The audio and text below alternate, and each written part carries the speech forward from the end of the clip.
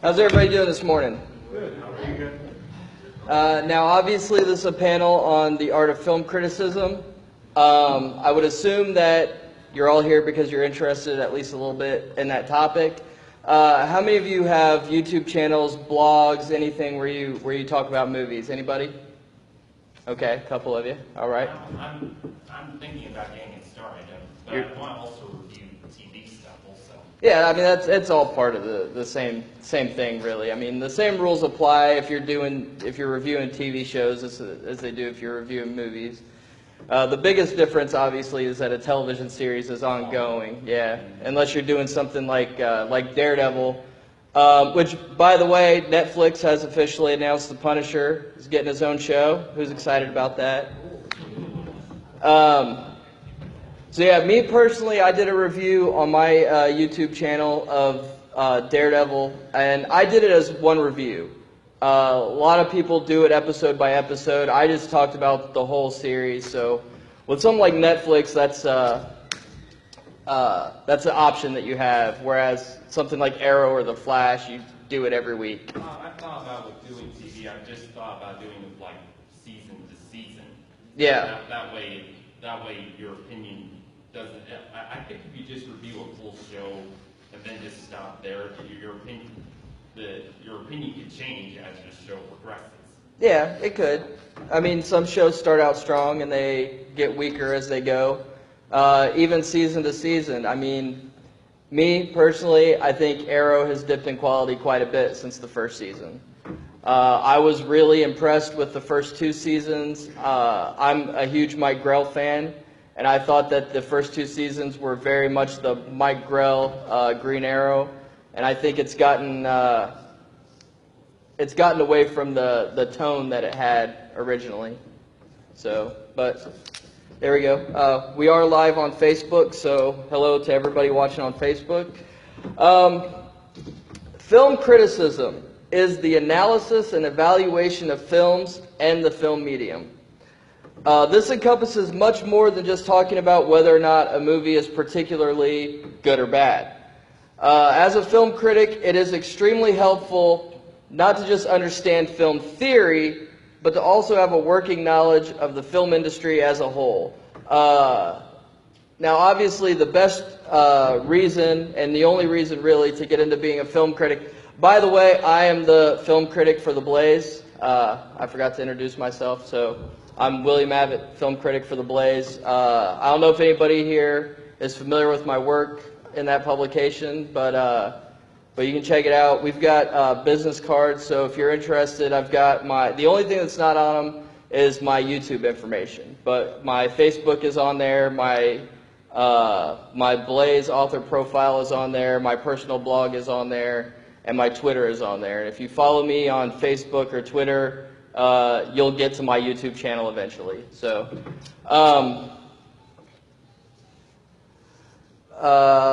yeah, having an understanding of how films are made can be invaluable in helping you understand film as an art form, and therefore aid in your evaluation of any given piece. Summer action movies aren't judged by the same standards as romantic comedies or biographies or literary adaptations, and you shouldn't judge them that way. You shouldn't judge them the same. I mean, you go into a Michael Bay movie knowing that it's a Michael Bay movie. I mean, and you have to judge it as a Michael Bay movie. You have to say, okay, this is a turn your brain off, eat some popcorn, and watch some robots turn into cars and blow stuff up. I thought that I watched the Transformers movies recently, and you're right, they're essentially war films, but when I watched the Ninja Turtles, I think he did a lot better with that one. Michael Bay didn't direct the Ninja Turtles, he only produced it. Oh, so okay. That has a lot to do with that. Okay. Look, I think Michael Bay is a fine director. I mean, Bad Boys is a wonderful movie. You know, both of them. I love them both. And, you know, Transformers is what it is. Like I said, you have to go into a Michael Bay movie knowing that it's a Michael Bay movie.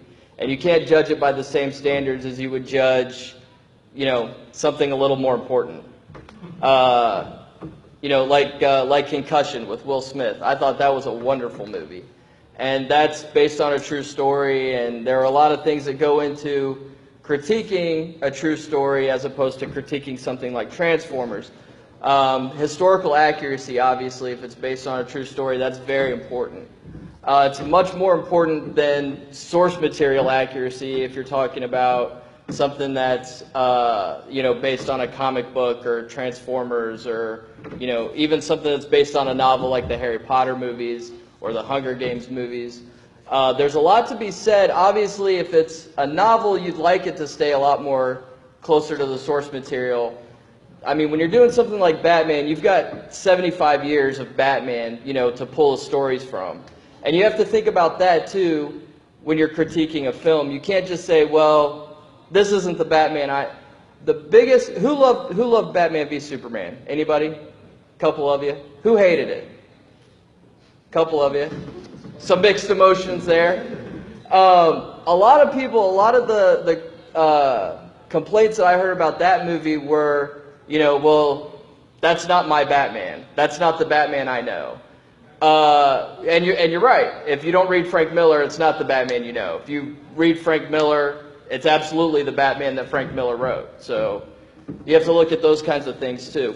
Well, I mean, another example is like the Chronicles of Narnia films, because I grew up with I've listened to like radio dramas of them that are more true to the books, and after seeing the films, yeah, they're far from the original source material.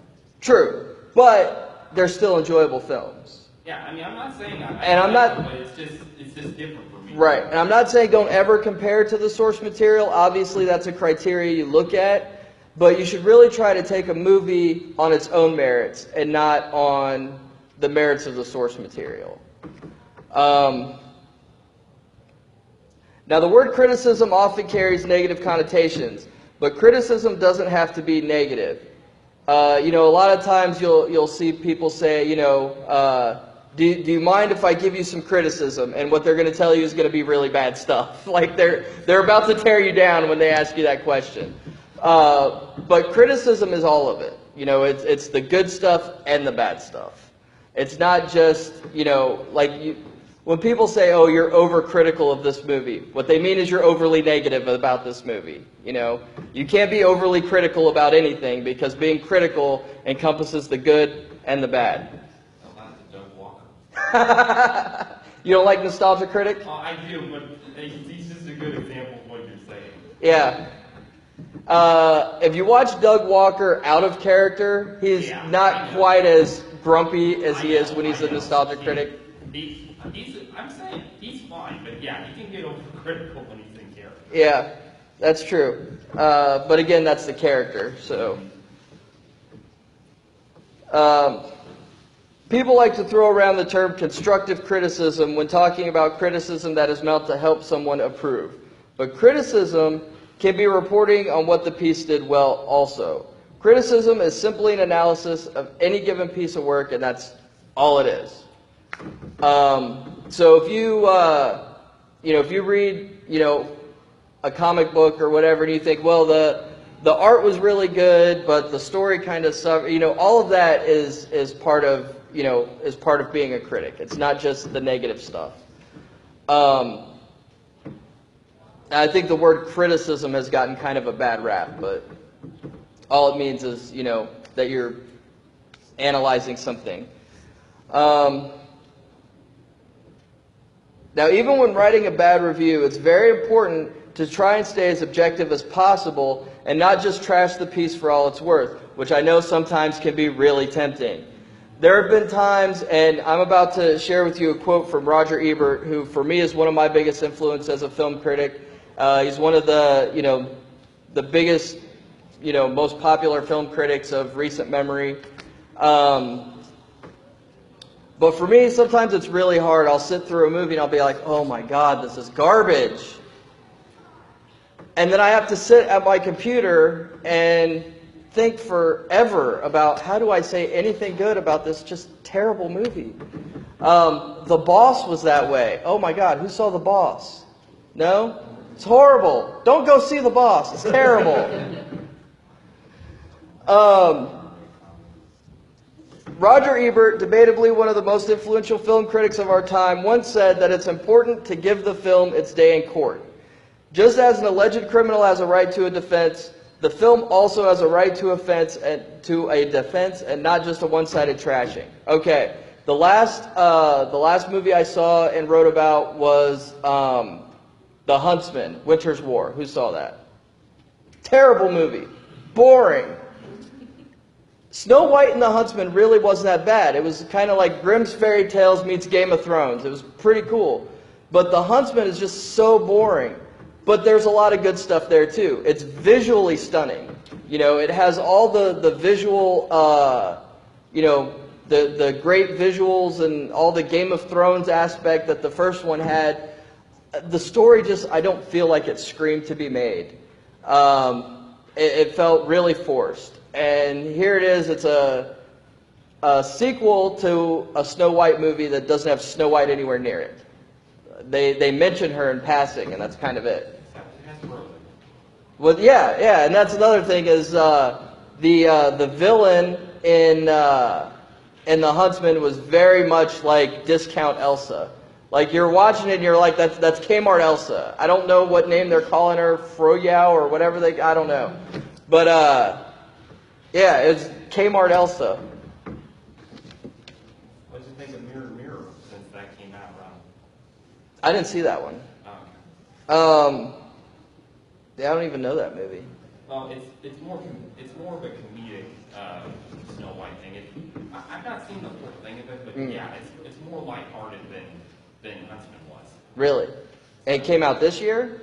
No, it came out at about the same time Snow White and the Huntsman. Oh, okay. But the people were kind of joking around about that. Even Mad on Cartoon Network made that joke when they spoofed one of the films. Oh, okay.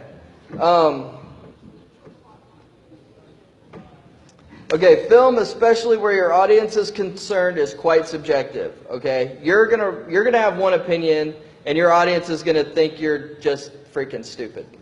It happens all the time. I personally, I was not a huge fan of The Force Awakens. I thought it was derivative. I know there's gaffes like, oh my God, did he really say that? It's not a terrible movie, okay? I bought it on Blu-ray. It's sitting on my shelf next to the rest of my Star Wars movies, where it belongs. But it was derivative. I felt Rey was entirely unbelievable as a character. Now, I have heard some fan theories, which if they pan out in Episode 8, could make Rey make more sense, okay? But movies don't work that way. You can't bank on this movie's going to make sense because of what the next movie tells you. You have to take this movie as it stands, as a standalone movie, and you have to look at it for what it is. And for what Star Wars The Force Awakens was, it wasn't that great. And, oh man, did I have a lot of people on TheBlaze that week just come to tear me a new one. You did? Well, no. I was just curious, what did you feel made no sense about it? Well, I thought it was derivative. I thought you could take the original Star Wars trilogy, cut it up scene by scene into little pieces, and you could put together The Force Awakens from scenes from the original Star Wars movies. I didn't think we needed another Death Star. We've seen 2 of them already. And when people say, well, it's not the Death Star, it's Star Killer Base, I tell them to shut up because it's a Death Star. Okay? I was asking more about Rey. Like, what didn't you like about her? Well, she just learned that the Force existed like yesterday. And she's already mind-tricking people. Is there anybody in this room that hasn't seen Star Wars The Force Awakens? No, I haven't yet, but my parents have. Okay, well, I'm about to spoil the hell out of that movie. So. I've heard enough that she beat Kylo Ren right out of the gate. And one, that makes Kylo Ren look not intimidating as a villain at all. Not to mention the little toddler temper tantrums he was throwing through the whole movie. Severely damaged his credibility as a villain. And yeah, she beat him in a lightsaber fight. Not just in a lightsaber fight, but in a test of the Force. You know, she outforced him, and she literally just found out about the thing yesterday. Like yesterday, she thought the Force was a myth. Now, one of the fan theories that I read, which is really interesting, and I really kind of hope it pans out because it will make Rey retroactively make more sense, is that when Kylo Ren turned to the dark side and destroyed Luke's Jedi Academy, that Luke mind wiped all of his students that weren't killed and sent them all into hiding. And that Rey's memories, like she has repressed memories of Force training. And that would make so much sense. But you can't just assume that they're going to tell you that in the next movie. You have to be like, well, this is retarded. For this movie. Yes. In a situation where this is a planned trilogy, and it's already been announced there's going to be 3 movies, I know that we only have The Force Awakens to go off of, but we know that this isn't the end of the story. Right, but movies don't work that way. You have to take a movie as it stands. Now you can sit here and say, you could say that with something like, like Daredevil. Like Daredevil is meant to be watched all 13 episodes as one continuous story. And you can even say that about Arrow and The Flash. But movies don't work that way. I can write you a review of the entire Star Wars, the sequel trilogy when it's finished. But as of right now, they've presented this movie, they've given this movie, and the movie has to be able to stand on its own. And it doesn't. Yes? What's that? Yes. I thought Atlas Shrugged Part 1 was one of the most boring things I ever had to sit through. If you sit down and watch all 3 movies, it presents to you the entire story. But when you watch Part 1 as a movie by itself, you just sit there and you go, oh my God, when is it over? I literally sat there looking at my watch or my phone the whole time, like, when is this movie over? Yes? Would you say the same thing about the Lord of the Rings trilogy, since it's been filmed back to back? I'm not a good person to ask about The Lord of the Rings. I thought Lord of the Rings was one of the most boring things I ever watched in my life. I couldn't make it through. See, I'm evil now. She's doing the vampire cross thing at me. Yes.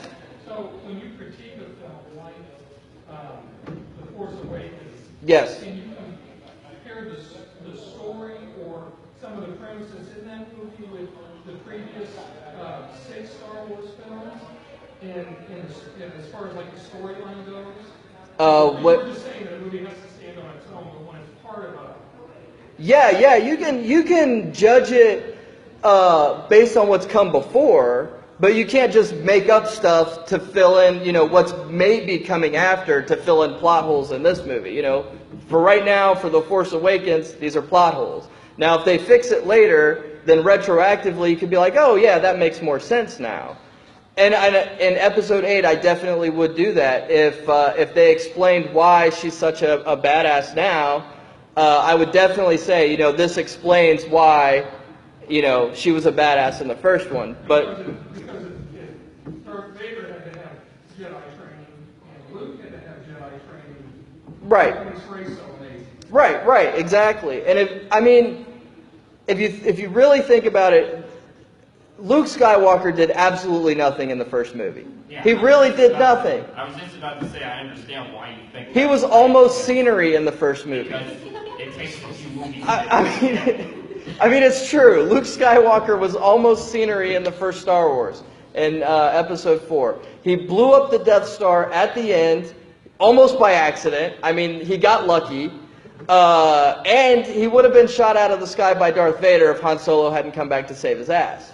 So, I mean, Luke Skywalker is completely useless in the first Star Wars movie. And then in The Empire Strikes Back, he spends the whole movie off with Yoda training. Trains for, 2/3 of the movie. And then the third act, he runs off against Yoda's advice to go fight Darth Vader. And he gets his ass handed to him. And then in the third act, in Return of the Jedi, then he's finally, he's a Jedi. He can actually do stuff. That's called character progression. Rey has none of that. Rey is right out of the gate, she's mind tricking people and, winning lightsaber duels, and it's like, you can't do that. Also, like I said, it makes Kylo Ren severely not intimidating as a villain. Because you're like, well, you got your ass kicked in the first movie. Why do I care what's going to happen to you in the next movie? That's why in Episode 1, The Phantom Menace, they killed off Darth Maul, and then they had Count Dooku in the next one. Because if Obi-Wan Kenobi beats Darth Maul in the first movie, then you're like, Darth Maul's a joke. Why do I want to take him seriously? Yes? I just kind of felt like Kylo Ren took it easy on Rey Why would he do that? because he, his orders weren't to kill, and he was also injured by like whatever shoot off his bow. That was like ungodly powerful. Yeah, he was injured. Awesome. Yeah, he was injured. I get that. But he still should have beat Rey, because then you're like, he freaking kicked her butt injured, you know? He's dying, and he's still, I mean, Kylo Ren's a badass. But even injured, it still makes him look weak that he lost to somebody that has zero training, you know, her first day on the job, basically. And like I said, you know, it's not by any means an unwatchable movie. I like it. I've seen it like twice since it's come out on Blu-ray. You know, it's an okay movie.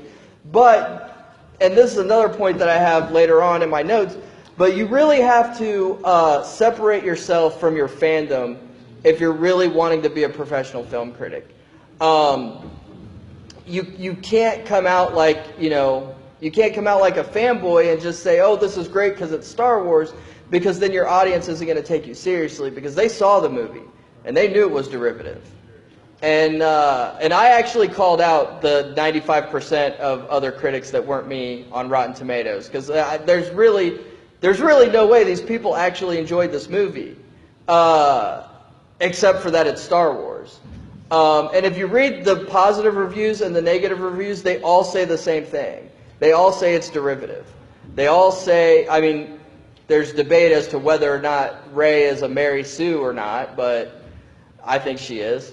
But they all say it's derivative. You know, everybody agrees that Starkiller Base was just a rehash of the Death Star. It's just some people, I think, were more willing to ignore, some critics were more willing to ignore those things. I wasn't willing to ignore them. I was like, well, these are severe severe internal flaws with the movie. What's that? Except for how it should have been. Is there a how it should have ended for Force Awakens? Yeah. I haven't seen that one. And Andre from Black Nerd Comedy on it. Okay.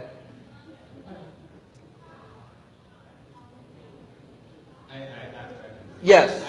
I understand what you're saying, because a lot of the complaints I heard about Batman versus Superman was that it's like, okay, we're throwing all these things in this movie not for the sake of plot, not for the sake of character, but just because we know you recognize it. Like, And there is a lot of that. There is, especially Dark Knight Returns imagery. There's a lot of that that's thrown in like just because. But also, even though Batman v Superman isn't an adaptation of The Dark Knight Returns, because it's really not. It has elements in it, but so did The Dark Knight Rises. But so did Batman Begins to a certain extent. So did Tim Burton's Batman movies. But it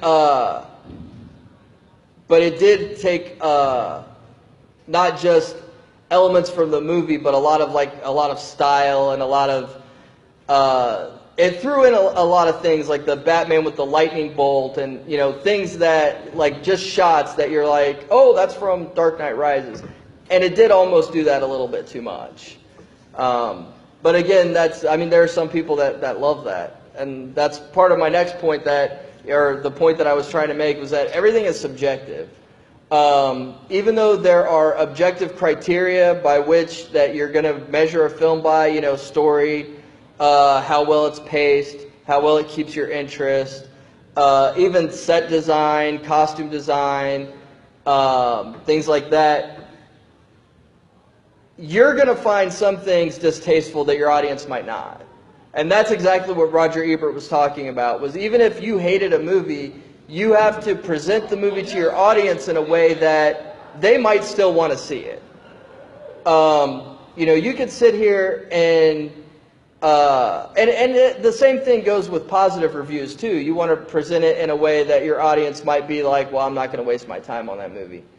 You know, like there's a lot of people that complain now about the overabundance of CGI in a lot of movies. Some people find it distasteful, some people don't. If it's done well, I don't have a problem with it. I really don't. There are some things, and that goes back to The Force Awakens. Again, I thought a lot of the practical effects that they did, with, you know, next to the CGI that they did have, just made the whole thing they didn't sync well together. And a lot of places, there was no reason for certain things to be CGI. They made Yoda into a puppet. Why could Maz Kanata not be a puppet when everything else was a puppet? Everything else was a puppet or an animatronic or some kind of real thing, or, Simon Pegg in a fat suit, whatever. Why pick Maz Kanata to be one of the only CGI characters?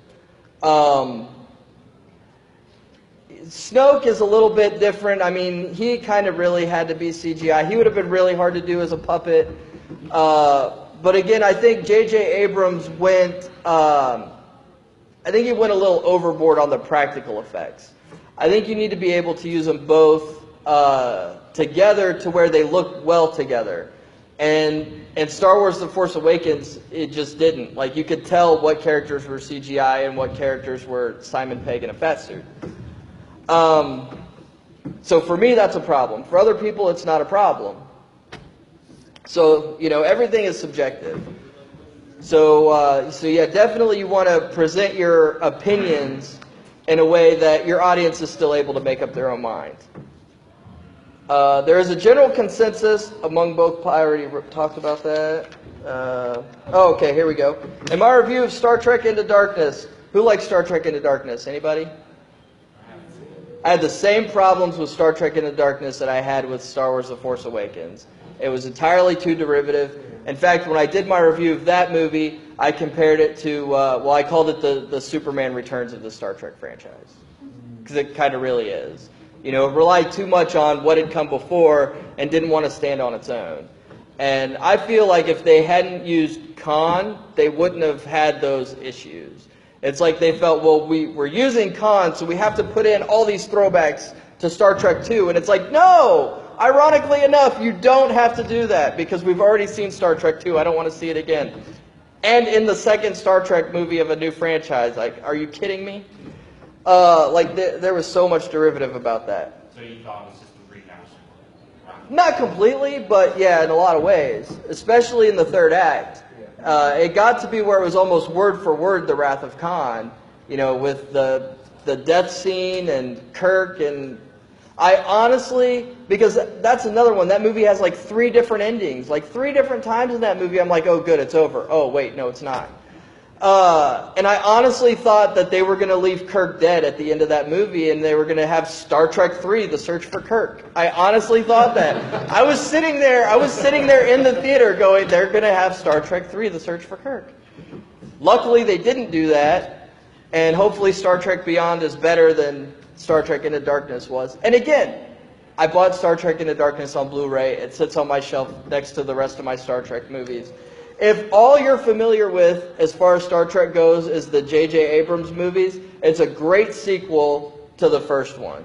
But taken into the context of all Star Trek since forever, it's very derivative. And I pointed that out too, that if all you're familiar with is J.J. Abrams, new Trek, that you're going to enjoy Star Trek Into Darkness a lot more than I did.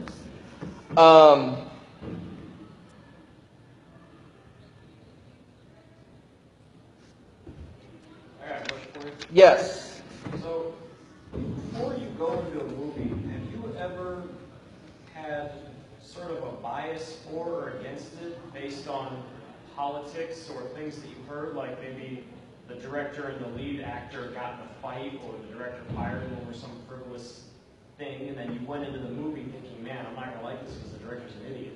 Yes, I went into The Boss very biased because I can't stand Melissa McCarthy. Anybody else that can't stand Melissa McCarthy?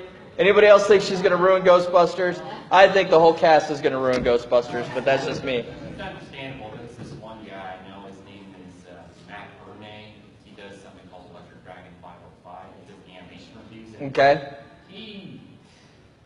He's really against some of his animation for a lot of their stuff. I mean, Surf's Up is the only film I've heard him say is one of their best ones. And he's kind of biased about the upcoming sequel coming up. But yes, I do go into movies sometimes biased, but I try to put my own personal bias aside. And I really wanted to enjoy The Boss. I really wanted Melissa McCarthy to make me laugh for once. Didn't happen. In fact, the only time anybody in the whole theater laughed was when something horrible happened to Melissa McCarthy. Like the only laughs came from the slapstick parts where like she got thrown out a window or flipped off a bed into a wall or something. It's like people only went to see her get hurt, which I guess is kind of sad if you're Melissa McCarthy. As a critic, whether you're a film critic or a comic book critic or a literary critic, it is important that you be able to divorce yourself from your fandom. I already talked about that. Man, see, you guys are getting me all mixed up for my notes here. Yes? Couple questions. Sure. One is, I've noticed a lot of times having younger kids, and I want to read the reviews to find out if it's appropriate for them, or based on what I'm trying to teach my kids. And the reviewer will think, bash the movie and talk about how horrible it is. And I go see the film and I enjoy it because I go into it and I think, this is a kid's film. I'm not coming here to be moved or this is not color purple or out of Africa or anything like that. Right. Right. So if you can talk about that. And then the other thing is, I have found that if the critics hate it, I'm probably going to love it. Right. Well, why is that? That's because the critics aren't taking Roger Ebert's advice and they're not giving the movie its day in court. They're just coming out, they're trashing the movie. A lot of times I feel like critics, and I say this as a professional film critic, okay? But a lot of times critics are sitting up on their high horses like they know more about movies than you do. Look, I don't know more about movies than any of you do, okay? I just know how to better write about movies than you do. Maybe. I don't even know. Maybe there are some wonderful writers in the audience. But to answer your question, I talked about this a little bit earlier, but yeah, you can't judge a kid's movie by the same standards that you judge something that's meant to be poignant and moving. I mean, it's Cars, you've got to judge it as Cars. You got to. People have really liked that because it's really, I've not seen it, but from what I've heard about it, it's really, a lot of adults have gotten into it. Yeah. Because of its messages inside of it. Well, and you go to a kid's movie with your kids, and you're going to a kid's movie. You're not going to see, like you said, The Color Purple. You're going to see, Zootopia or Cars. And as for your other point about being able to tell from a review whether it's appropriate for your children or not, I always try to point that out. In my Batman v Superman review, I pointed out that I didn't think it was too violent for kids. We took our 10-year-old to it. He loved it. But that it could be a little bit too deep to hold the interest of kids. I could very easily see a lot of kids falling asleep, especially at the beginning of that movie, because it's not made for them, and it's not, it's still PG-13, it's not horrible for a kid to watch, but I don't know that it can hold a child's interest. And yeah, you definitely should put stuff like that in your review. Like I said, I write for TheBlaze. A lot of my audience is very conservative, very Christian, very uptight in a lot of ways. When I wrote my review of Deadpool, I love Deadpool, vulgarity and all, and I didn't apologize for it. But I did point out that some members of my audience probably would find it distasteful, because that's doing a service to your audience. I didn't tailor my review to fit them. I didn't change my opinions to fit what my audience wanted me to say. But I did make sure to keep my audience in mind, and that is very important, to keep your audience in mind and let them know things that they're probably going to want to know, like don't bring your kids to see Deadpool. Have you ever heard of Geeks Under Grace? No. Well, they're kind of they're Christian reviewers, and it's kind of the same thing with them. They kind of haven't talked about some stuff about how they review Deadpool, kind of from their opinion and from their Christian opinion and all that. So. From the fuss that they were making over it being rated R, and from a lot of the stuff that they were putting out at the beginning of Deadpool, honestly, I thought Deadpool was going to be way more vulgar than it really was. Like, I was expecting not to like Deadpool. I was like, they went too far with it. That it's going to be over the top. It's going to be nothing but dick and fart jokes through the whole thing. And I was pleasantly surprised that it wasn't only that. It was that, but it wasn't only that. Now, we've already talked about Roger Ebert and gotten some of his advice from Beyond the Grave. Now let's talk a little bit about his partner, Gene Siskel.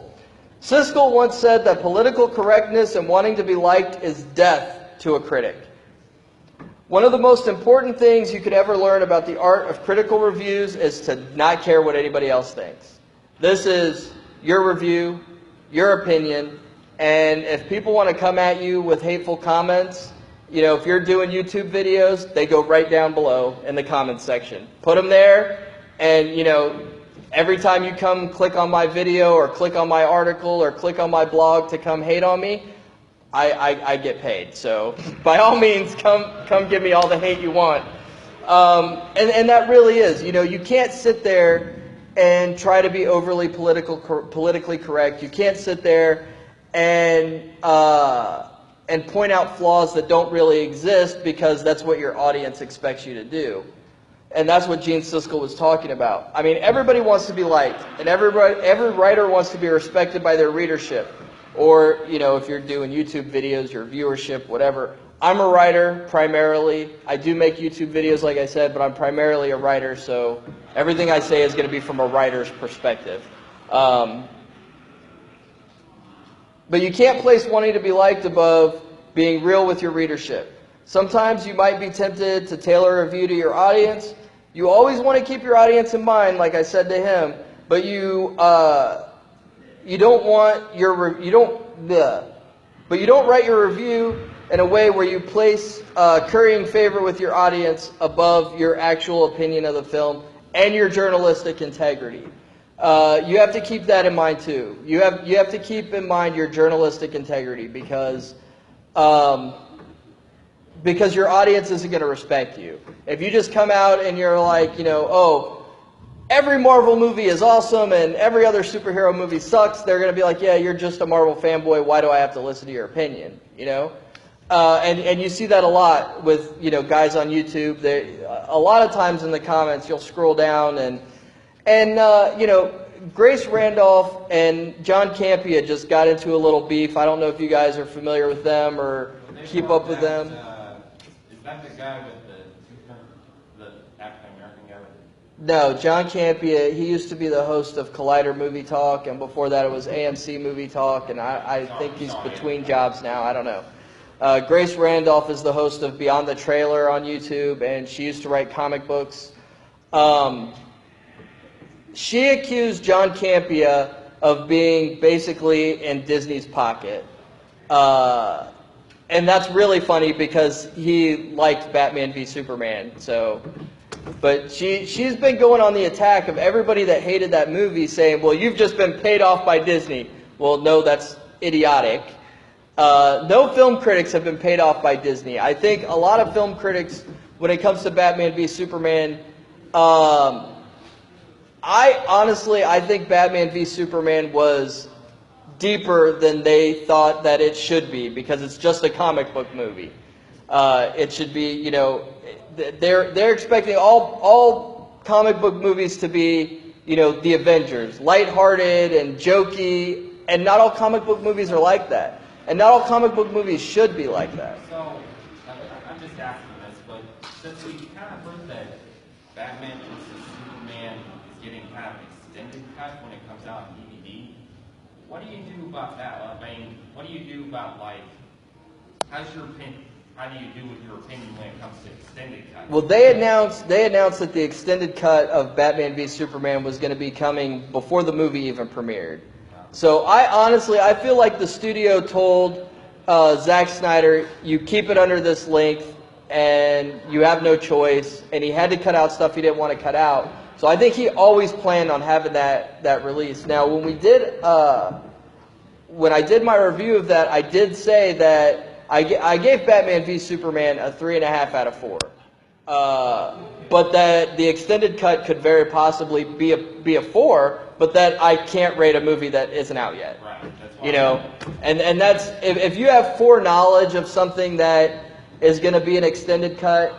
I mean, yeah, you can include that in your review, but again, with Star Wars, you can't assume it's going to fill in plot holes if there are some. You know, you still have to give it credit for the plot holes that it does have. Yes. You talked about like trying not to be biased in your reviews and to not talk as a specific fanboy. It's like, you know, sometimes like, for example, when I go to a Transformers movie, now I love Transformers 1. I defend Transformers 1 as a good movie. The sequels, not so much. But I still give them a little bit of credit. So it's like nowadays when I go to a Transformers movie, it's like I'm just like, okay, I mean it's Transformers, let's just do it. And even afterwards, I'm like, okay, that wasn't good, but who cares? It's Transformers. So, if you hate them so much, why do you go? Well, I just love them for the. I don't hate them. It's Okay. It's a little strong to say that I hate them. Okay. I still enjoy them like for their graphics and just like I love seeing the robot designs and the special effects and all. But I admit the characters are kind of weak, the stories are kind of weak. But at the same time, I just kind of say, well, fuck it, it's Transformers. Well, and that's all stuff that you would put in your review. You know, you would definitely say, well, the story was weak, the characters were weak, the robots looked great, you know, the CGI looked great. You want to say all that stuff, and that goes back to playing. You know, even though you have your opinion, you really kind of want to play both sides of the fence. Because like I already touched on and like Roger Ebert said, you want your audience to be able to know that just because you hated a movie, they might still want to go see it. And I think a lot of people these days just, they just say, oh, well, if the critic hates it, then I'm going to like it. And they go to it. Like they kind of use the critics for the reverse of what you're supposed to use them for. I hope when people read my reviews that they don't think that. I hope that when you read my review that you get a good sense of what the movie's about, and after you've read, you know, 2 or 3 of my pieces, you get a good sense of what I'm about, and so you know that if I love the movie and our tastes are similar, that you're going to love that movie, and if I disliked it and our tastes are similar, then you're probably going to dislike it too. I try to get that across in the way I write. I don't think a lot of professional film critics do.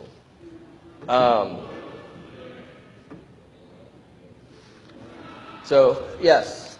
So what kind of things do you look for when you're looking at other film critics' reviews that you're like, all right, I see they wrote this.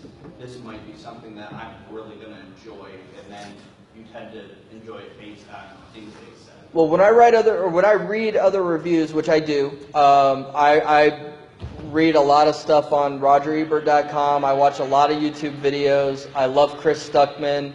I love the Flick Pick. I love Nostalgia Critic. What I look for a lot of the time, first and foremost, is a consensus. What are all these critics saying? And as a viewer, you should look for that too. But what are all these critics saying the same? And like with Star Wars, The Force Awakens, everybody agreed that it was derivative. Whether you loved it or you hated it, everybody agreed that it was derivative. And if you say that it's not derivative, you're just not being honest with yourself. But that's what I look for when I read other critics' reviews. And a lot of times I do. A lot of times, you know, I'm not some magical genie that can just pull words out of thin air, okay? Writing, in a lot of ways, is hard, and it's work. And there are a lot of times when I'm at a loss for words about what to say for a movie. So I will go read some other stuff, and then based on what they've said, then it gets me thinking about how I felt about the movie and how to formulate that. So those are the things that I look for when I read other critics. Yes? When you critique a film, do you get to go to advanced screenings, or do you just pay your $10 at the theater and go like everybody else? I do not. I go like everybody else. Do you take notes during the film? I do. I try to be really discreet about it because I take notes on my cell phone, and, you know, people get grumpy about that, you know, cell phone in the movie theater, which personally I think a cell phone in the movie theater is the easiest thing to ignore because I'm looking at the movie. I'm not paying attention to what you're doing in front of me. But I do try to be discreet about it. But yeah, I take notes. Usually, I don't sit there and take notes through the whole movie. Usually, it's whatever jumps out at me. I think the movie that I took the most notes on was Atlas Shrugged Part 1, because I wanted to do something to keep my interest, because that movie is just so boring. And they got better as the movies went along, but and that's something that's a problem that you have when you take a long story and you divide it into 3 parts. You know, Atlas Shrugged Part 1 is basically the first act of a 3-act story, just like a movie should be. But I don't feel like they should have presented it the way that they did. Yeah, I don't know what's going on over there. It's what? It's LARPing. Oh, okay. Sounds like they're going to come crashing through that wall. But what was I saying? But yeah, when you divide a movie into 3 parts like that, you know, Atlas Shrugged Part 1 is very much a first act. And I felt that it was, the way they did that movie, it would have been much better tailored as a TV miniseries than as a 3-part movie. Because you do have to take the movie part 1, part 2, part 3. You do have to take them on their own merits. And that was just 2 hours that I really, really wished I could get back. Yes? So when you're doing your review of the movie, do you specifically point out, like, if, oh, this one actor, his performance was terrible, and it really brought down the movie for me? I do, if that's true. Or if, like, for me, Batman versus Superman, I didn't feel the actors did a terrible job. I thought the script was terrible. Okay. So I pointed it out, like, when I talked to my friends about it, I was like, Ben Affleck was great for what terrible script they gave him. Ben Affleck was absolutely wonderful. Yeah. And I was never on the hate Batfleck train, okay? I feel like Daredevil had a lot of issues, but Ben Affleck wasn't one of them. You know, I thought Ben Affleck was good in Daredevil. The biggest problem with Daredevil was that the movie didn't know what direction it wanted to go in. It didn't know if it wanted to be Batman or if it wanted to be Spider-Man. And it was kind of being both. And those styles really clash. So in one scene, you've got Ben Affleck in the shower, you know, scars all over his body, pulls out a tooth and throws it down the drain. And it's very dark and very, very dark and just, there you go. And then in another scene, you have that ridiculous playground fight. And you're like, oh my God, these aren't even the same movie. And that was, I thought, Daredevil's biggest problem, and it wasn't Ben Affleck. And Ben Affleck was absolutely wonderful as Batman. I didn't have problems with the script to Batman v Superman. I didn't have problems with the storyline. It's slow to get started, but at least for me, it held my interest through the whole movie. But again, you know, everybody is different, and that's why not every Rotten Tomatoes score is either 100 or 0. You know, because people feel different. You know, even Doug Walker even talked about recently about critics and audience being different. Yeah. I've not seen the video, but yeah. Well, and critics and audiences are different. It's very if you really want a career as a professional film critic, it would be very beneficial for you to actually take a few classes in film appreciation, film theory, things like that. But also, I mean, I do this because I love movies. I love everything about movies, and it's really the only reason. We don't even have cable in our house because all I do is watch movies all day long. Like I don't watch regular television. I just watch movies all day long because I love them.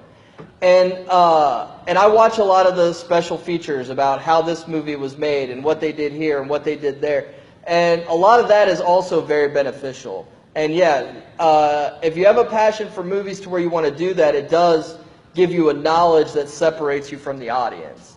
And that's why a lot of times on Rotten Tomatoes, you know, Batman v Superman has like a 32%, I think, critical rating and like a 70% audience rating. You know, the audience liked it a lot more than the critics did. And again, I think a lot of that goes back to the critics thinking that, you know, well, who the hell does this comic book movie think it is, being all deep and having layers and stuff.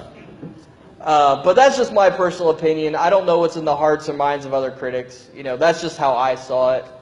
But yeah, did that answer your question? Yeah. Okay. No, sometimes I feel like you just see a movie, this is where the studio stepped in and messed this movie up. Oh yeah, definitely. And other times you're like, it was this guy. This guy killed it for me.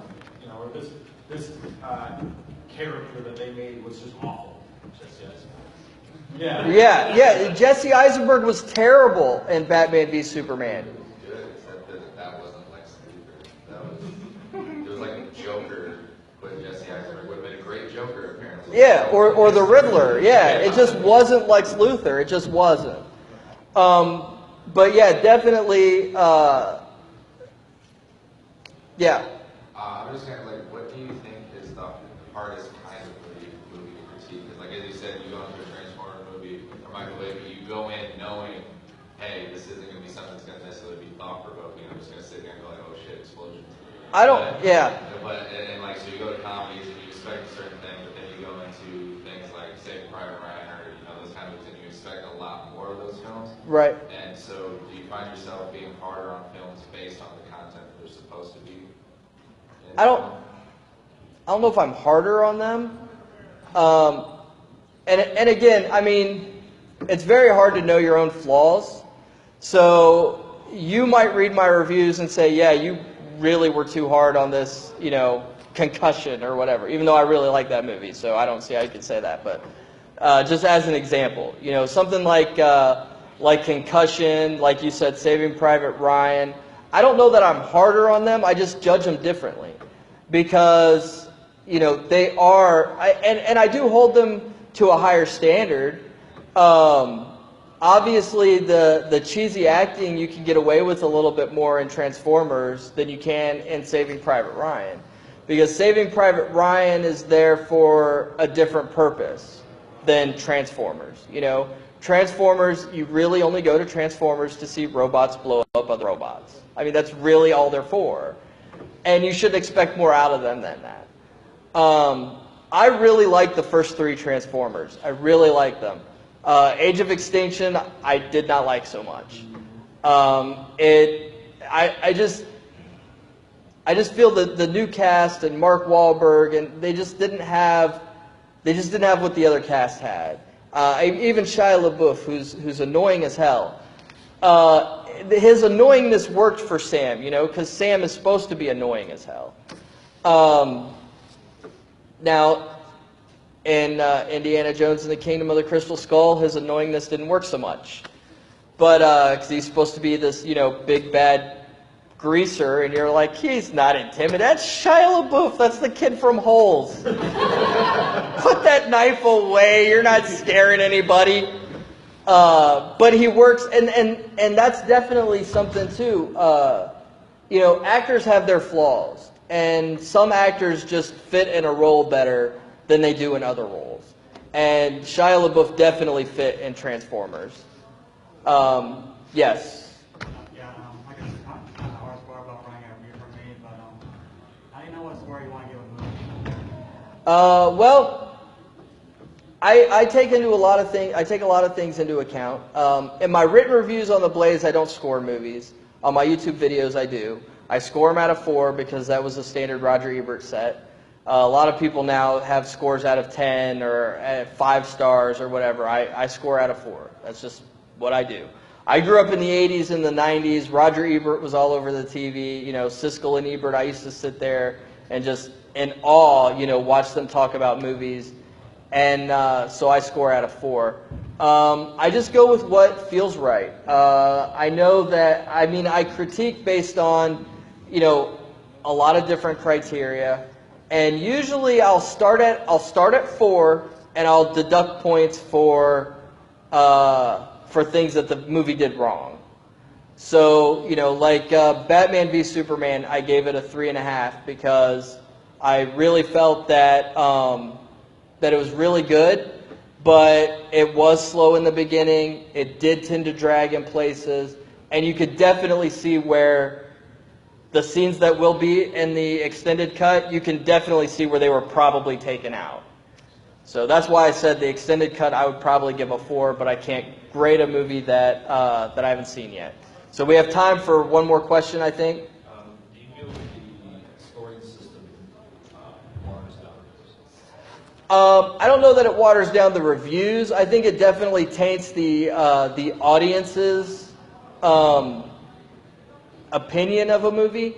I know a lot of people that'll just go to Rotten Tomatoes and see the score and be like, well, this movie's crap. Well, you don't know that. Read the reviews, you know.